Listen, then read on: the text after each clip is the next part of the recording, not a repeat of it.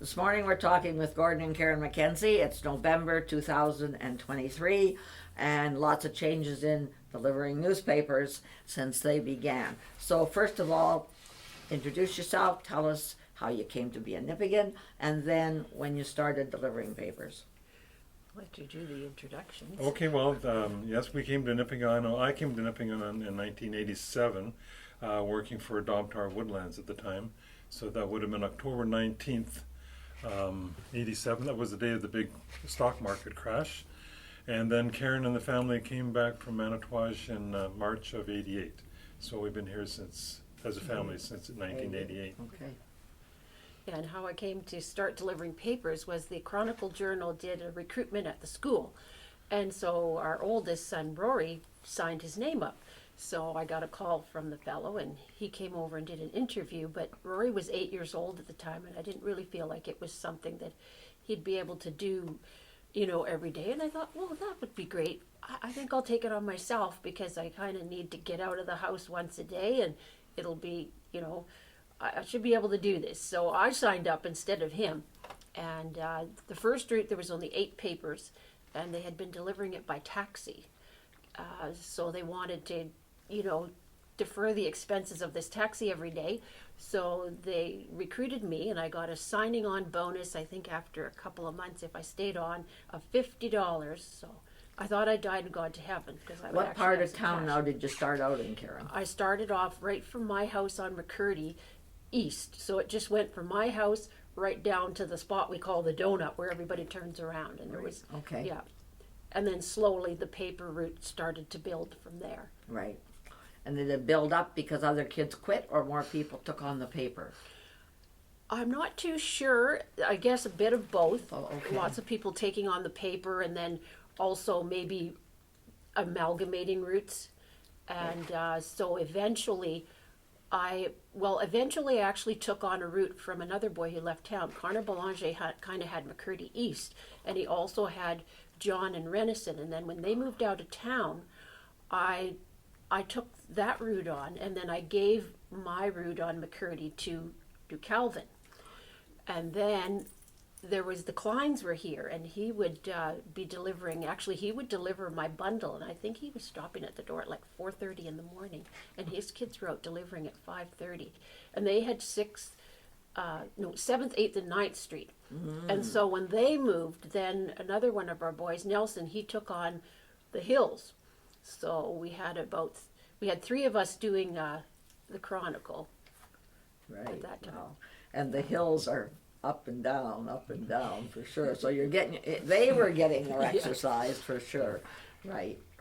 So just tell me even the difference in the size of papers compared to today. Because there was weeks when those papers were heavy. They were very heavy. In fact, there were times when I would, especially on a Thursday when all the flyers went in, I would have to take my bag. I didn't like using the shoulder bag. It weighted my shoulders, and so I took a handbag. Would have to put a backpack on or take 2 bags because I couldn't fit them all in one load. Right. I just remember them being very, very heavy at Yeah, times. they were. Special editions or flyers for sure. Yeah, or when for the milk sure. calendar was there or something like Right, that. right, Have something right. extra in. Yeah. So how long did your boys last doing papers? Well, they lasted until, I guess Calvin lasted until he went to university. And Nelson, I think once he hit high school, he kind of gave it up. And then Calvin just grabbed his route and he kept it on. And Gordon would help him out on the weekends. And then when he went to university, Gordon took over his route. Okay, when you first started, how many days a week? Oh, yes. When we first started, it was 7 days a week, which was very difficult with a young family, especially since you want to go camping. Every weekend in the summer that was our biggest struggle, was to find a reliable substitute who would do the papers for us. I remember. So I remember those days. we had quite a few people. Jimmy Marshall was really good, one of Nelson's friend. He helped us out quite a bit, and the Salmon Boys, and Tasha Sutton even did them a few times, and even my dad, who was well into his 70s by then, he would do them on occasion. So we had a few helpers, and then eventually, Billy Harmon took the substitution on for us, and he was fantastic. I could call him the night before if I had to. I tried to give him advance warning, but every once in a while something came up. He was awesome. Right. But then eventually he decided he was giving it up too. So we're like, oh my gosh, what are we going to do? But my brother Eric decided he would like to do that. So to this day, he continues to help us out if Right. we're out of town. I just remember years ago, John and Mary Rose Harper's sons did the paper. Well, when they went to 7 days a week, she almost had a fit, and they had a petition out, and they were going to have a strike and everything because, and it really wasn't fair. Why would a kid be expected to deliver 7 days a week when no adult worked 7 days a week? And I can remember there was quite a to-do over that, and especially you weren't getting paid any extra for that length of time. Yeah. Yeah, it was. It was a very kind of commitment. Yeah, and it was a pain from time to time. Right. Actually, probably every Sunday it was a pain, but we got through it. And then all of a sudden, I don't know how many years ago it is now, it's a few, they eliminated the Sunday paper, which was like manna from heaven. Right. And then COVID caused them to eliminate the Monday paper as well. So now we're down to 5-day delivery. Right. So it's kind of a nice break, but we sort of wished we would have had it sooner. Right. I remember sometimes we were camping, if we weren't too far away, like we'd be camping at Jackpine, and I was not able to get anybody to do them. So I'd get up in the morning and drive back into town, deliver the Saturday paper, and then go back to the campsite. And then Sunday we would come into town no later than 1 o'clock so that we could get them delivered at a reasonable time. And I'd put a notice on the papers at the beginning of the summer saying, your Sunday paper may not be delivered, or your Sunday paper may not be delivered till the afternoon. Sorry for the inconvenience, but most people were pretty good with But it. there are people who wanted that paper after coffee in the morning, yes. right? Wanted to drink their coffee and read the paper. Yeah, for sure. Well, there was one instant that stands out in my mind, especially it was in the summer, and the kids, they had opened up those Leo bank accounts, which gave you $5 off the top. I opened them each an account, and I thought, well, in the summer, I'll just divide the route into 4, and they can help me out. Well, of course, it's summertime, so one morning, it was almost 9:30, I think, before I finally got them all out the door onto the street delivering their papers. So this one customer who really liked to get her paper, you know, early in the morning, was standing out. It was just classic. She was in the furry, you know, the fuzzy pink bathrobe with the slippers and her hair in curlers and her hands on her hips. And she just goes, so it's come to this. I wasn't quite sure what this meant, but I had a feeling it wasn't that great. So sort of did our best. But it was quite comical. Right. So now when you started, you had to collect as well, right? Yes, we had to collect every 2 weeks, which took up a lot of time, and especially since we got to know so many wonderful people on the street, and a lot of them were elderly. So when I got in the door, that was it. I was there for, I think it would take me about 3 hours on a Sunday evening to do my collecting, because I would be chatting with my customers, and so I had to make sure that I left right after supper so that I could be home kind of, you know, at a reasonable time before the kids are going to bed. Do you ever remember having a hard time collecting from people? I got a little story there. Okay. Yeah, just you better take over. when Kelvin, our youngest son, was collecting, there was one customer in particular who was a very large gentleman, and he was very, he really had a presence about him, and he was very forceful with the collections. So my son was actually scared to go. He was intimidated, to go to collect. And I remember I would go with him, and he would go to the front door, but I would stand on the street and just wait there, so that he would have that assurance that he'd be safe. Yeah. Yeah. I think he had another customer too that would do the same. Was very on McCurdy there, and Right. Yeah, he would really give him a hard time. So he made sure Dad was with him to collect. And Right. I did have one customer who I could never seem to collect from. So it would be months and months and months and months. But then finally they'd just write me a check for, whatever it was, 6 months. I knew they would pay me. It was just a matter of when. Right, right, wow. But Now, when can you, roughly when you went to no collecting? Any idea? well, actually, I'm still collecting because there's about, I would say, half a dozen customers who refuse to go to pay an office. And a couple of times, one of the customers actually canceled their paper for a bit and then wanted to come back on as carrier collect. And the Chronicle, of course, wants everyone paid in office. And I had to go through quite a few hoops, but I have a good connection there. And they kind of grandfathered these people in. Okay. So I actually still have people who I collect from, but the collection process has changed since COVID because, I would still go around to the doors every couple of weeks, or I've kind of now, I only collect about once every month or two. I'm afraid I just, Right. I don't worry about that as much. And, but now, because of COVID, everybody just leaves the money in the door. And so now I just call them up and they do the same. They leave an envelope or whatever in the door, and it hasn't gone back to the way it was. Right, that's convenient. So it's a bit more convenient. So by doing it that way, they do not get a receipt that they've paid? Or how like if somebody said, I paid you, and you said, I don't remember you paying me, is there a way? I remember we had the punch cards They still before. have the punch I still have Oh, my you do punch have a card. punch Yeah, card. I have my punch Okay. card and I Okay. punch it. Okay, I Yeah. didn't know that still Mhm. happened. Oh, So, wow. although quite a few of the customers don't even bother with it. Right, right. So, Well, you always got one or two who want to make sure that it's recorded Mm-hmm. that they've paid you then. yeah. What I find interesting is that even though it's only 5-day delivery, they've never changed the price of the paper for the customer. Yes, isn't that the truth? Or the size. I don't know. What are we gonna do about Yeah. the size? Gordon, make Yeah. a couple of comments, so I'll give you a Yeah, chance. okay, just, I kind of got into helping Karen and the kids because, sometimes the boys would, or our daughter would, they couldn't make it, so I would fill in.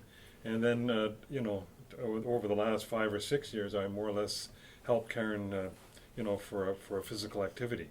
So it gets you up in the morning, first thing in the morning, and you're out and you do the route. The route is, the entire route is about 5 kilometers. So Karen does about 3 now, and I do 2. Yeah. So And so, at this time, 2023, you were the only two people who deliver papers physically. Everybody else that gets them is by taxi. by courier. Yeah, courier. by Yeah. courier, and that has been actually for well over a decade or more. I didn't realize it until I was talking to Maureen Sutton. She was another adult carrier, and I didn't realize at the time that we were the only 2 carriers left in town. And actually, when she left, they didn't have anybody to do it, and they asked me to take the route on for 2 weeks. Just while they got things sorted out.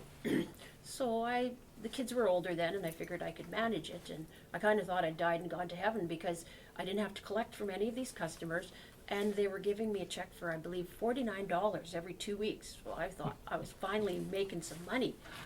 And so this went on and on and on. I was on 4th Street, and I think it was up at Miron Crescent and all over there, so I had quite a ways to go. And then all of a sudden, I think it was about 6 months later, I got a letter arrived on my bundle saying that they would no longer require my services. So I was kind of disappointed. But when you first started, who was bringing the papers? You got any, I remember? That would have been Pastor Klein. Oh, he delivered them. He Yes, went to he was Thunder Bay and actually- got them? Well, or they may have been delivered in Dorian or somewhere like that, because I know now the driver comes from Hercot, I believe, Yeah. and I think they're delivered to him. Yes, they So are. somebody else brings them part way. And I don't know if you're aware that he brings the papers every morning and his brother drives them to Beardmore every Yes. day. I could not Yes. believe the two of them, the mileage they must have on their vehicles for, 5 days a week now, Yeah. but Yeah. to be going all the way up to Beardmore like that. And so in my day, it would have been Charlie Swajla, oh, okay. who was getting the papers Mhm. and dropping them off and delivering things from the hospital to Thunder Bay if required. because that was a quick taxi Right. for a turnover at nighttime if they needed to take things up there. But what time do you to start in the morning, Karen? We usually deliver about 7 o'clock. We start Okay. I used to deliver about 6:30 back in the day, but now actually the bundle doesn't get to my door, so No. it usually arrives just before 7. Kind of an interesting thing about the deliveries before, when the courier would drop off the bundle for us, if the courier is short a paper or two, would have to go down to the local Cow Palace or whatever to buy a newspaper and then, you know, get reimbursed later, right? But now with cell phones and that type of thing, if the courier is short a paper, the Karen will just text him and he'll come back and bring the paper that was missed, because you think all those times counting, but you know it's human nature. You can make a mistake in counting your number of papers, right? Well, lots of times we don't get it in the box, and I'm thinking, how can he drive by and not put one in my letterbox? And I never think to phone him. We get it maybe the next day. I'll call and say, but yeah, they're pretty good, pretty dedicated Yeah. drivers for years. Yeah. And well, when Max shut down, that was terrible. We looked at each other, we're like, what are we going to do when we're short of paper? They said, the guy says to me, oh, no problem. He says, you can go up on the to the Petro-Canada and get your papers there. And I thought, there's no way I'm doing that. But luckily by then, we got connected with the cell phone. And Good idea. so, Yeah, very good so idea. it made it easier, but yes. Yeah. So just even talk about the size now. What's happened in these last few years? With the size of the paper Well, you or the... can carry all your papers in one little bag now. And you have to be very careful some days if they're really, really thin, because it has happened where, you know, you it's dark, really dark, and you can't see, and you deliver two by accident to somebody because they're so thin. Right. So yeah, I've been sort of thinking about that lately as to how long, you know, door-to-door deliveries Yeah. are going to go Yeah. on, and how Yeah. long the paper is going to continue. I myself wait with bated breath. I'm waiting to get a letter saying the paper will be folding. Yeah. We no longer need your reporting, eh? And as of January, I'll have been doing this 60 years Wow. reporting. So I'm Wow. hoping it lasts that long No before they kidding. fold. But I'm sure you must feel like I do, that the future looks like the paper will maybe go just virtual or something. Digital, yeah. Yeah, digital. I would tend to agree. Yeah. Yeah. And I don't even know that, but is it digital already for some people to buy the subscription? Yeah. So Yes. it is digital. It's already available. Yeah. It's been available for Yeah. quite a few years. Yeah. Yeah, every now and then we get an extra paper, so I'll give it to a friend or an acquaintance. And I remember delivering it to this one gal, and she stopped me on the street the other day. She said, I don't bother. She said, I get it digitally now, so Oh, I was cool. giving to her a free one, right? Okay, thanks, Chris. We'll stop for a minute. Lots of changes then, Gordon, really, and Karen, to the way it is presented. So mention that, Gordon. Yeah, well, before they used to have like journalists actually doing stories and that, and now I find that there's numerous things in the paper there that's entitled Your Stories. So someone from the region or from Thunder Bay will submit their own personal account or Right. give an account of something, an event that's happened. Right. They want publicized. And that's the internet and the ease, isn't it, of presenting that virtually or by email. And I think it can be anybody. I don't even think it has to be an organization. If somebody has a good story, That's it. yeah, then that it's presented. And so that's disappointing to me, is that we've lost all the correspondence. Red Rock and Nipigon are the only two that are left Wow.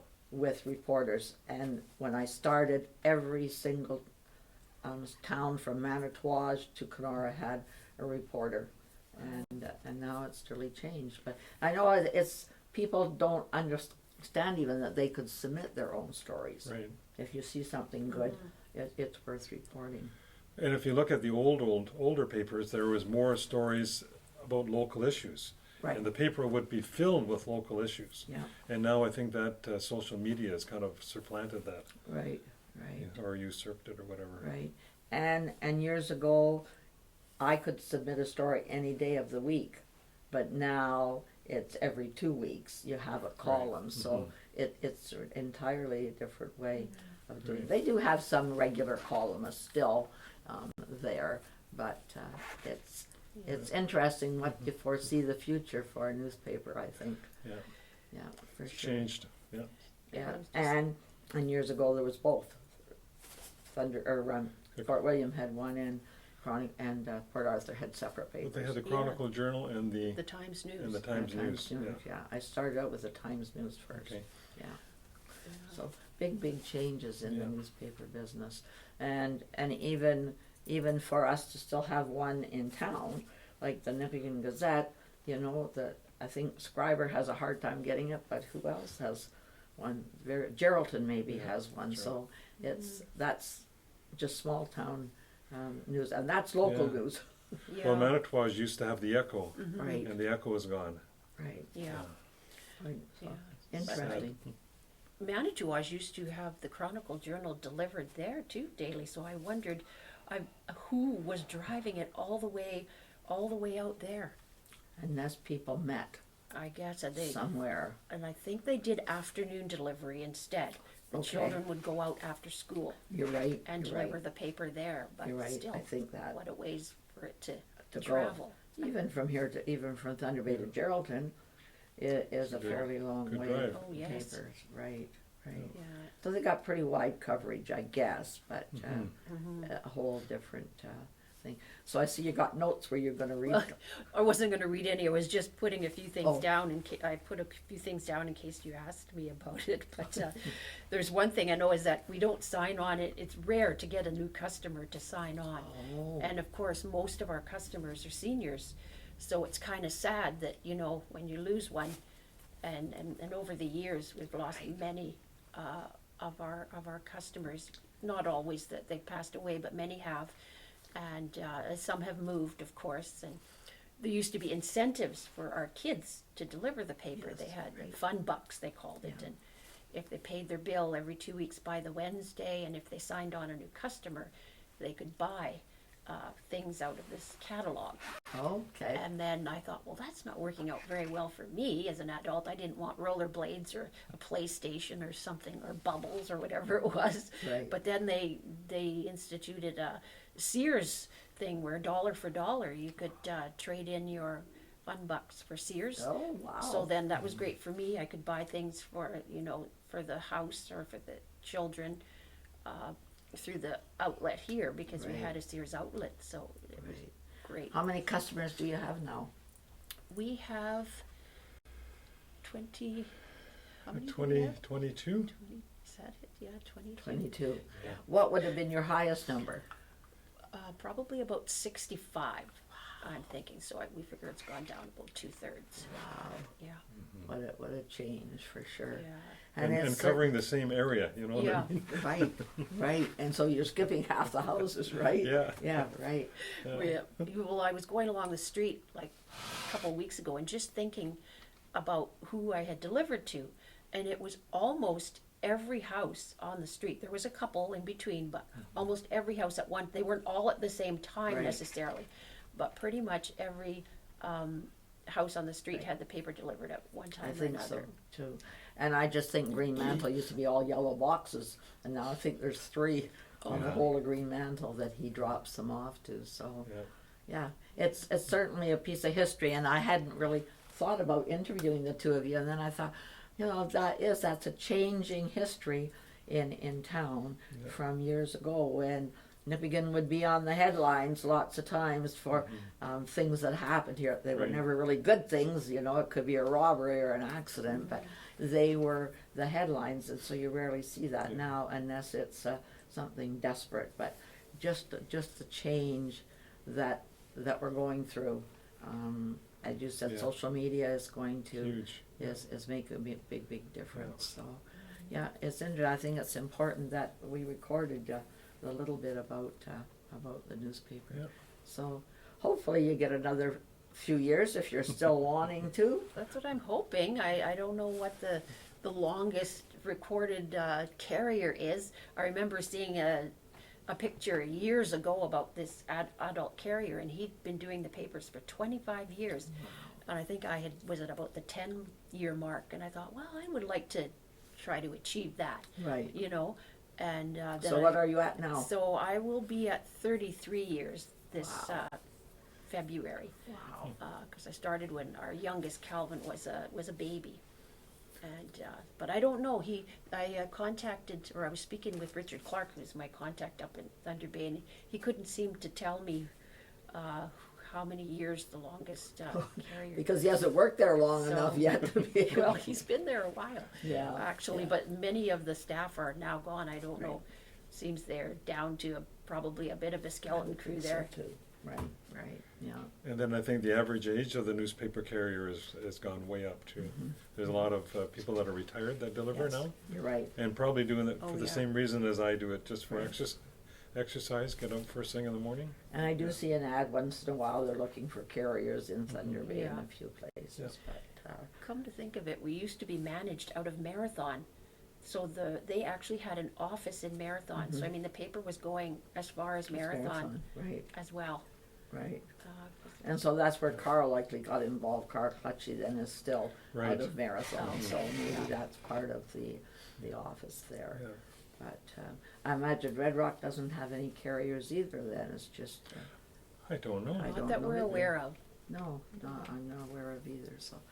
Very interesting anyway, and thank you both for taking the time to come today and give us an insight and we'll predict, I guess. Will we predict how many years longer it will be? I don't see it lasting more than a couple of years, really, personally. Okay. I don't know. I just see less and less in the paper, Yeah. so.